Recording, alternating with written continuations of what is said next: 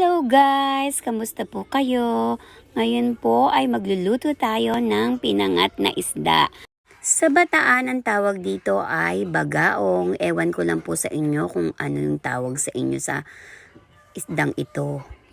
Ayan guys, yan lang po ang ingredients natin. Sibuyas, kamatis, sili, then meron tayong tubig at asin, and then meron din po tayong konting ilalagay na pangpaasim, ang Knorr Tamarind Original.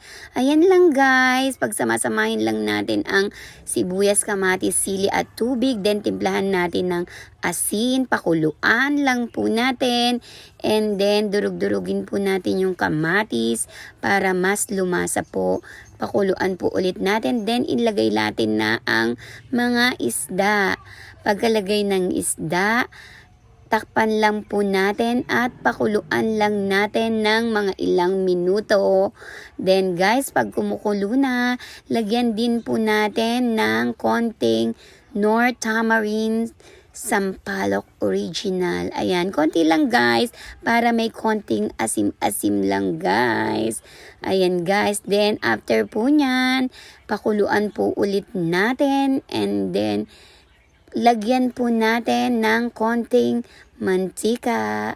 Ayan, pangpasarap.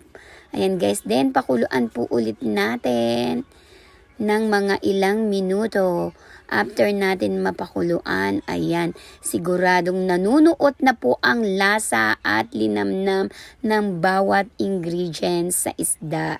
Ayan guys, halos patapos na po tayo. Dapat po nakapagsaing na po kayo ngayong oras na ito. Ayan guys, hahanguin na natin at tara, i-transfer na natin sa isang bowl. Ayan guys, luto na. Tara po, kumain na po tayo. Tikman nyo po ang aking pinangat na isda. Ayan lang po guys. Salamat po sa panonood. Thank you for watching. Bye!